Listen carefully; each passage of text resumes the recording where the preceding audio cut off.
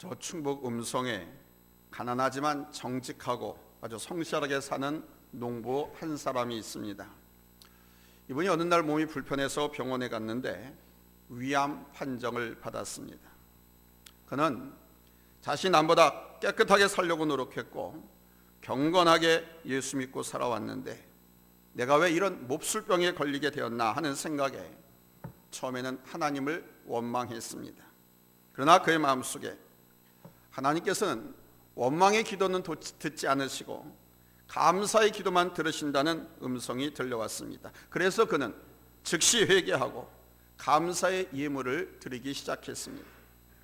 오늘까지 건강한 것, 오늘까지 농사를 지은 것, 그가 죄를 지을 때 하나님께서 참아주신 것, 그의 가정에 끝없이 하나님께서 은혜를 베풀어 주신 것, 그의 자녀들을 건강하게 지켜주신 것 등에 대해서 계속해서 건건히 감사의 예물을 드렸습니다. 이렇게 감사의 예배를 드리기 시작하자 이상하게 감사할 일이 계속해서 생겨났습니다. 그래서 그는 모든 원망과 근심을 다 잊어버리고 계속해서 감사의 예배를 드렸습니다. 모든 예배를 감사 예배로 드렸습니다. 그가 그렇게 계속해서 감사의 예배를 드리고 있는데 어느 순간 그의 온 몸이 불같이 막 달아오르더니 몸이 가벼워지고 고침받았다는 확신이 와서 병원에 가서 검사를 했습니다. 그랬더니 암세포가 다 사라졌다는 거예요. 할렐루야. 우리는 특별한 일에는 감사할 줄 압니다. 그런데 일상에 늘 우리에게 주어지는 소소한 것들에 대해서는 그냥 그러려니 하고 감사하는 마음을 잊어버리고 삽니다. 지난 한 해 직장생활을 할 수 있었던 것도 하나님이 주신 은혜 때문이죠. 생각해보면 내 생명도, 나의 시간들, 내 건강, 내 아내와 남편, 가족들 모두 우리 하나님께서 내 곁에 있게 하셔서 계신 것이지 어느 날 훌쩍 데리고 가버리시면 더 이상 내 곁에 없습니다. 추수감사들은 우리 하나님의 창조, 하나님의 절대 주권, 하나님의 언약에 따른 구원의 섭리에 초점을 맞추어야 합니다. 솔몬 왕이 성전을 건축해서 하나님 앞에 봉헌할 때 모든 것이 주께로 말미암아 싸우니 우리가 주의 손에서 받은 것으로 주께 드렸을 뿐입니다 라고 고백을 합니다. 오늘 우리에게 주신 말씀은 우리들이 하나님의 거룩한 백성으로 구원받은 은혜를 잃어버리지 않고 살아가기를 원하신다는 것입니다. 왜 하나님께 구원받은 은혜, 하나님의 은혜를 잊어버리지 않고 살아가기를 원하시는가? 그것은 첫째, 젖과 꿀이 흐르는 땅에 이르게 하시는 하나님의 은혜가 있기 때문입니다. 아름다운 땅을 다른 말로 표현한다면 젖과 꿀이 흐르는 땅이라고 말할 수 있습니다. 저 중국의 고비 사막에서 모래바람이 일어나면 우리나라의 황사가 밀어닥쳐서 공장들, 또 정밀, 요즘 뭡니까? 정밀 산업들, 그 다음에 음식점들 뿐만 아니라 국민들이 생활하는데도 얼마나 많은 어려움을 겪는지 모릅니다. 가도 끝없는 황량한 사망을 체험해보지 않은 사람은 우리가 얼마나 축복의 땅에 살고 있는지도 모릅니다. 봄에는 새싹이 파릇파릇 돋아나고 알록달록 꽃이 피고 여름에는 산과들이 푸르게 짙은 녹음으로 물들어 갑니다. 가을이 되면 만산홍역, 알록달록 단풍으로 옷을 갈아입습니다. 젖과 꿀이 흐르는 땅을 축복의 땅이라고 하는데 우리는 이미 젖과 꿀이 흐르는 땅에 태어나 살고 있습니다. 젖이 흐른다는 것은 양이나 염소, 젖소가 풀을 먹고 목동이 젖을 짜면 그냥 주르르 흘러내리는 것을 말합니다. 꿀이 흐른다라고 하는 것은 나뭇가지에 꽃이 피고 그 사이로 꿀벌들이 오락가락하면서 꿀을 물어다 나르면 벌집의 꿀이 주르르르 흘러 넘치게 됩니다. 이것이 젖과 꿀이 흐른 땅의 실체입니다. 이것을 다른 말로 하면 식량우산이라고도 합니다. 이 식량우산은 사람의 손이 아닌 하나님의 손에 달려 있습니다. 7, 80년대 지금의 러시아나 저 북유럽의 공산국가가 무너진 것도 어떻게 보면 바로 이 식량우산으로 경제가 기울어졌기 때문입니다. 젖과 꿀이 흐르는 아름다운 땅을 하나님의 자연 은총이라고 말합니다. 우리는 많은 사람들 가운데서 하나님의 백성으로 택하심을 입었습니다. 우리도 역시 마찬가지입니다. 예수님으로 말미암아 하나님의 자녀가 되는 특권을 누리고 있습니다. 그러나 이스라엘 백성들은 애굽에서 400년간 노예로 살았습니다. 우리는 일제강점기 36년도 치를 떨면서 지금도 일본하면 이를 갑니다. 그러나 이스라엘 국민들은 400년 동안 애굽에서 노예로 살았습니다. 노예는 겉모양만 사람의 모습을 하고 있지 말이나 소와 다를 바가 없는 신세입니다. 단지 짐승과 사람의 차이점은 뭐냐? 이 노예와 짐승의 차이점은 뭐냐? 말을 하느냐 말을 못하느냐의 차이만 있을 뿐입니다. 짐승처럼 살았습니다. 매일같이 강제 노역장의 노동에 시달려야 했습니다. 일을 하다가 몸이 다쳐도 누가 돌보지도 않습니다. 그냥 끙끙 앓고 지내야 했습니다. 이스라엘 국민들 가정에 남자아이가 태어나면 그냥 죽임을 당해야 됐습니다. 신앙의 자유가 없었습니다. 이런 상황 속에서 출애굽기 3장에 보면 이스라엘 국민들이 하나님께 부르짖는 신음소리가 나옵니다. 그 신음소리에 하나님은 그 이스라엘 민족의 조상과 약속하신 것을 기억하시고 구원의 역사를 베푸셨습니다. 우리도 역시 마찬가지입니다. 주님을 알지 못하고 하나님을 알지 못하는 사람은 마귀와 귀신에 얽매여서 쩔쩔매고 살아갑니다. 혹시나 자기가 섬길 신이 노엽하지 않을까 전전긍긍하며 그냥 하루하루 불안하게 살아갑니다. 하나님께서는 이스라엘 국민들을 기름진 땅으로 인도하셨습니다. 세계 3대륙을 아시아와 아프리카, 유럽을 지나가는 길목에 자리 잡게 하셨습니다. 공기와 물, 햇빛 이외에도 하나님께서 우리에게 날마다 베풀어 주시는 수많은 것들이 있습니다. 사실 이런 것들이 없다면 우리는 단지 몇 분도 살지 못할 것입니다. 이것은 하나님이 주신 복 가운데 자연 은총이라고 합니다. 이것을 다른 말로 표현하면 333의 은혜라고 말할 수가 있습니다. 333의 은혜, 삼삼한 은혜. 지구상엔 인간이 살아가는데 꼭 필요한 것들이 존재합니다. 자세히 보면 우리 인간의 삶에 있어서 있어도 그만 없어도 그만한 것들이 있습니다. 그런데 꼭 필요한 것, 절대적으로 필요한 것이 있지요.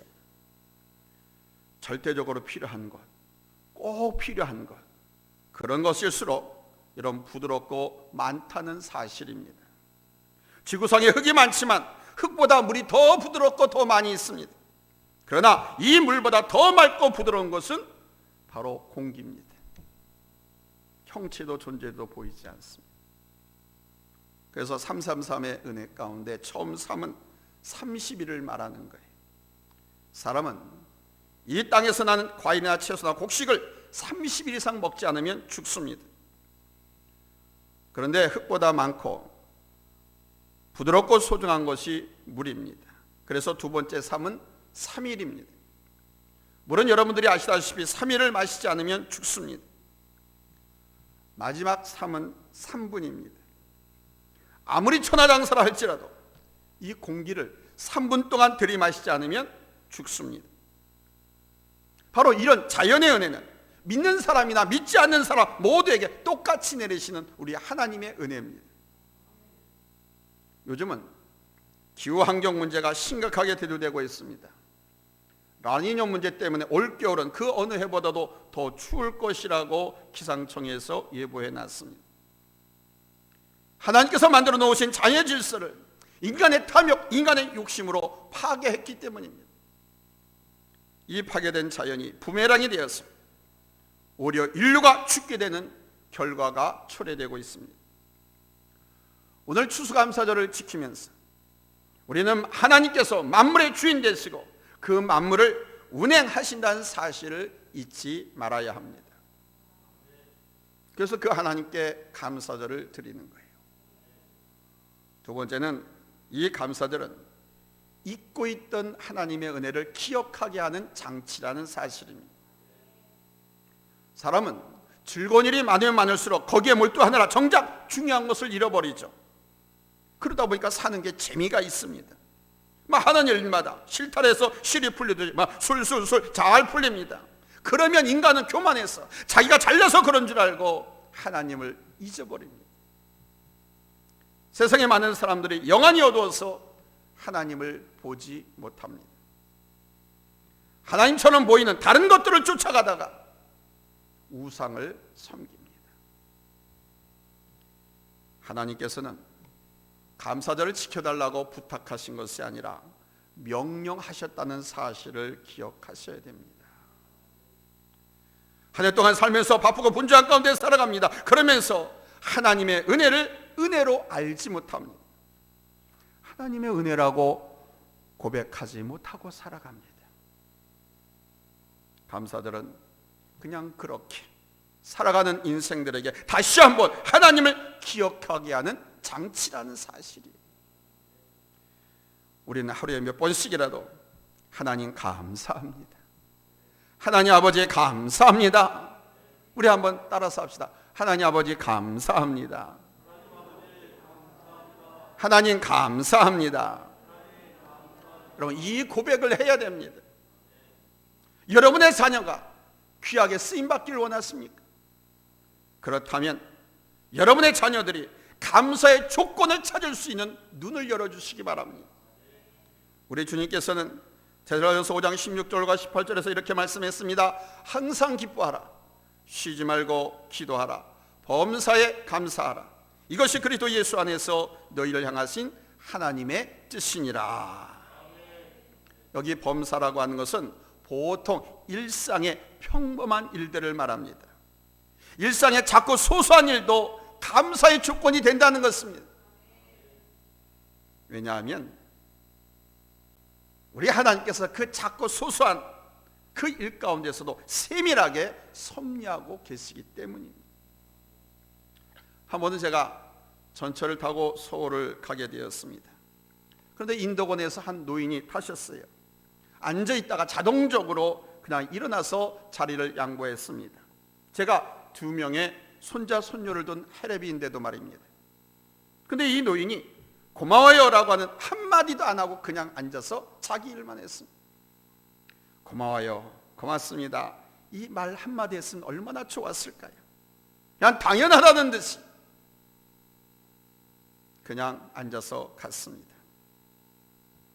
감사를 할 줄 모르고 고마움을 모르고 사는 사람들을 가끔 만나게 되는데, 그때마다 저는 이런 생각을 합니다. 참, 저 사람 불쌍하게 산다. 저 사람 참 불쌍하게 산다. 하나님은 인생들이 내 하나님 여호와를 잊어버리지 않도록 삼갈지라고 강력하게 경계의 말씀을 하고 있습니다. 내 하나님 여호와를 잊어버리지 말라. 레위기 23장 40절에 하나님께서는 아름다운 나무 실과와 종려가지와 무성한 가지와 시내버들을 취하여 여호와 앞에서 이레 동안 즐거워할 것이라 말씀했습니다. 나무에 있는 나뭇잎 있죠, 나뭇잎. 이 나뭇잎은 에너지를 공급하는 데 있어서 굉장히 중요한 역할을 하는 겁니다. 저 하늘의 태양 에너지를 과일과 채소, 곡식으로 변하게 하는 것이 바로 나뭇가지와 나뭇잎입니다. 벼농사가 잘 되는 것은 벼 잎사귀가 얼마나 푸르고 튼튼한가에 달려 있습니다. 과일나무의 잎사귀가 파릇파릇하고 힘이 있으면 그해 가을에 과일이 아주 주렁주렁 열립니다. 그러나 잎사귀가 약하거나 누렇게 뜨면 과일이 비실비실 약하고요, 알도 씨알도 제대로 만들어지지 않습니다. 그러니까 하나님의 실존의 축복의 통로가 뭐냐? 나뭇가지와 나뭇잎이라는 것입니다. 살아계신 우리 하나님, 우리의 삶을 감찰하시고 우리의 하는 말까지도 속까지도 다 감찰하신 그 하나님은 우리 눈으로 볼 수가 없습니다. 맨눈으로 절대 볼 수가 없어요. 그러나 우리 하나님께서는 보이는 나뭇가지와 나뭇잎으로 당신이 베푸신 은혜를 우리에게 보여주고 계신 것은, 학개 선지자는 하나님을 잊어버리고 하나님의 성전을 소홀했던 이스라엘 백성들에게 이렇게 말씀합니다. 너희가 많이 뿌릴지라도 수확이 적으며 먹을지라도 배부르지 못하며 마실지라도 흡족하지 못하며 입어도 따뜻하지 못하며 일꾼이 삭슬 받아도 그것을 구멍 떨어진 전대에 넣음이 되느니라. 예배를 하나님의 성전을 소홀히 하고 하나님을 잊어버리고 사는 사람들에게 하나님께서 주신 말씀이, 돈 버느라고 세상에 미쳐 살아가는 사람들에게 하신 말씀입니다. 우리 한번 같이 읽겠습니다. 여러분의 목소리로 한번 봉독해 보십시오. 학개서 1장 6절입니다. 찾았으면 아멘합니다. 합독합니다. 시작. 너희가 많이 뿌릴지라도 수확이 적으며 먹을지라도 배부르지 못하며 마실지라도 흡족하지 못하며 입어도 따뜻하지 못하며 일꾼이 삭슬 받아도 그것을 구멍 뚫어진 전대에 넣음이 되느니라. 세상에 일을 잘하는 사람이 얼마나 많습니까? 이리저리 따지고 보면 정말 능력 있는 사람들이 엄청 많습니다. 그럼에도 불구하고 부족한 나를 세워주심은 하나님의 은혜입니다. 필립 안시는 은혜란 무엇으로도 하나님의 사랑을 약화시킬 수 없다, 이렇게 말을 했습니다. 은혜는 하나님의 사랑 때문에 그 사랑으로 우리에게 거저 주신다는 것입니다. 아멘. 쓰임받는 행복을 알지 못하는 자에겐 은혜란 짐입니다. 쓰임받는 행복을 알지 못하는 사람은 은혜란 그냥 무엇을 얻어내기 위한 순환에 지나지 않습니다. 여러분, 토지의 소산이 그냥 저절로 주어지는 것이 아닙니다. 곡식 한 알, 사간 앞에 감, 이런 과일을 손에 쥐기 위해서는 봄부터 여름, 장마, 태풍이 다 지나가기까지 애쓰고 수고해야 합니다. 목숨 걸고 지키고 목숨 걸고 가꾸고 돌. 대부분 불평하고 원망하는 사람들은 있는 것보다 없는 것, 모자라고 부족한 것만 생각하며 살아갑니다. 감사는 큰 것을 가지고 시작하는 것이 아닙니다. 아주 작고 보잘것없지만 이 감사합니다, 하나님 감사합니다, 감사의 고백을 하다 보면 눈덩이가 불어나듯이 점점점 그 감사거리가 커지는 겁니다. 또 내게 부족함이 많아도 나를 불러주심, 나를 세워주심이 하나님의 은혜입니다. 나를 사용하여 주심이 하나님의 은혜입니다. 여러분, 세상에 일 잘하는 사람, 말 잘하는 사람 얼마나 많습니까? 이리저리 따지고 보면 정말 능력 있는 사람들 정말 많아요. 그럼에도 불구하고 부족한 나를 세워주심이 하나님의 은혜입니다. 부족한 나를 불러주심이 하나님의 은혜입니다. 세 번째로, 그래서 이 하나님의 은혜를 기억하면 염려가 기쁨이 되는 거예요. 한번 따라서 합시다. 하나님의 은혜를 기억하면 염려거리가 감사거리가 된다. 하나님께서는 이스라엘 국민들의 40년 광야 생활을 그냥 내버려 두지 않으셨습니다. 목욕탕이나 사우나에 가면 은혜가 되는 문구가 딱 하나 있습니다. 귀중품은 주인에게 맡기십시오. 맡기지 않은 것은 책임지지 않습니다. 이 문구. 믿음은 평안할 때도 필요하지만 내 삶이 힘들고 어려울수록 더 필요한 겁니다. 여러분, 인생의 문제 하나님께 맡기십시오. 주님께 감사하십시오. 감사의 조건을 찾으십시오. 우리가 마음의 문을 열고 감사의 조건을 찾기 시작하면요, 무궁무진하게 엄청나게 많은 은혜를 잊고 살고 있다고 하는 것을 발견할 수가 있습니다. 사람들에게 왜 염려가 생기는가? 왜 불안해하는가? 이유가 있습니다. 그것은 문제가 있기 때문이에요. 어떤 문제냐? 내가 주인 되려고 하는 문제. 또 내 힘으로는 어쩔 수 없기 때문에 고민하고 문제가 생기는 거예요. 내가 다 할 수 있다고 하면 염려하지 않지요. 그러나 똑같은 환경에 처해 있어도 사람에 따라서 그것이 은혜고 축복이 되기도 합니다. 우리 주님께서는 목숨을 위해서 무엇을 먹을까 마실까, 몸을 위하여 무엇을 입을까 염려하지 말라고 하셨습니다. 이 말씀은요, 정말 희망이고 소망적인 말씀입니다. 우리가 사실 목숨을 위해서, 이 몸을 위해서, 먹고 마시고 을 위해서 여러분 목숨 걸고 일하지 않습니까? 보통 하나님을 모르는 사람들의 생의 목적, 일하는 목적, 그거 아닙니까? 먹고 마시고 즐기기 위해서, 자기 몸을 위해서.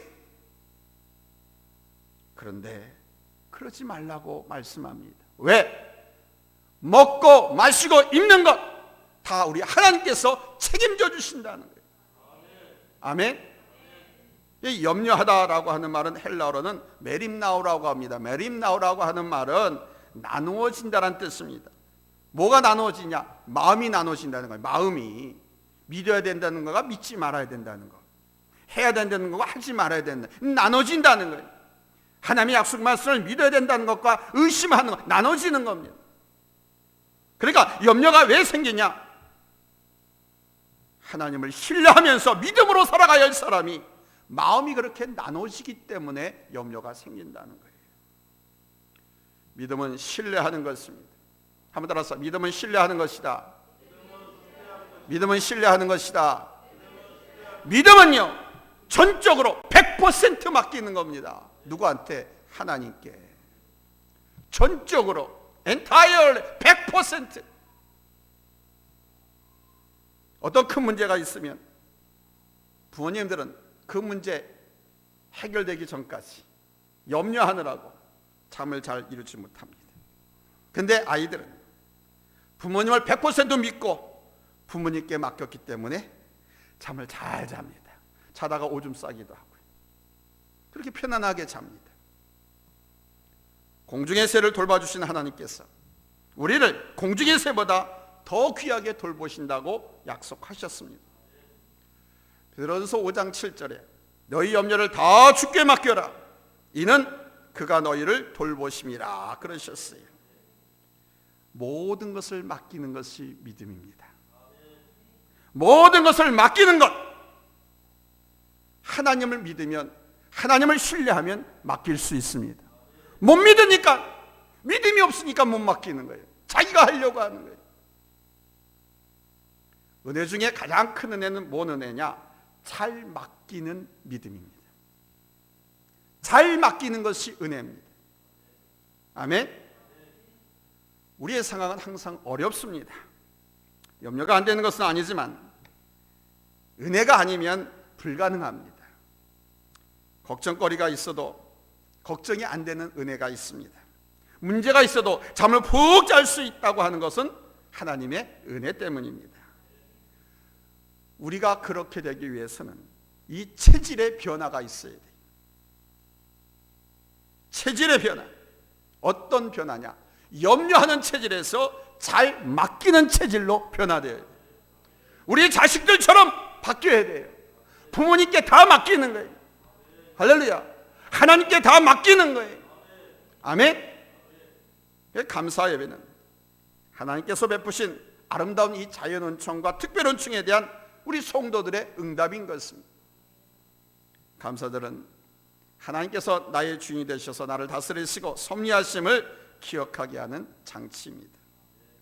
그래서 감사 예배를 드리는 여러분에게는 염려의 먹구름이 사라지고 감사의 은총의 햇살이 비춰오게 될 줄로 믿습니다. 사랑하는 성도 여러분, 사랑은 표현할 때까지 사랑이 아니고 복은 감사할 때까지 복이 아닌 것입니다. 하나님께서 베풀으신 그 풍성한 은혜는 나의 감사의 고백에서 내 것으로 인정받는 것입니다.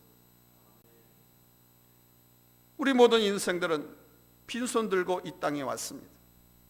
그러나 모두가 하나님이 예비해 주신 자연을 선물로 받아서 누리고 살고 있습니다. 또한 예수님을 통한 영원한 구원도 하나님께서 선물로 주신 것이니 여러분, 우리 감사하지 않을 수 없는 줄로 믿습니다. 하나님은 감사의 고백에 끊이지 않는 가정을 이루시기를 원하십니다. 하나님께서는 직장과 사업장이 감사의 열매들로 가득 차기를 원하십니다. 여러분 모두가 이 땅의 생애를 다하는 날까지 주신 복을 기억하면서 또한 장차 주실 복을 기대하면서 사는 여러분 축복의 사람들, 언약의 사람들, 복된 성도들 다 되시기를 예수님의 이름으로 축원합니다. 하나님과의 바른 관계에서는 풍성한 은혜가 넘치는 감사의 삶을 누리시기를 예수님의 이름으로 축원합니다. 이제부터라도 할렐루야, 이제부터라도 할렐루야. 그제는 몰라서 못했다고 하면 이제부터라도 감사하며 삽시다. 감사하면 눈덩이가 불듯이 감사의 조건들이 점점점 크게 늘어날 것입니다. 기도하겠습니다.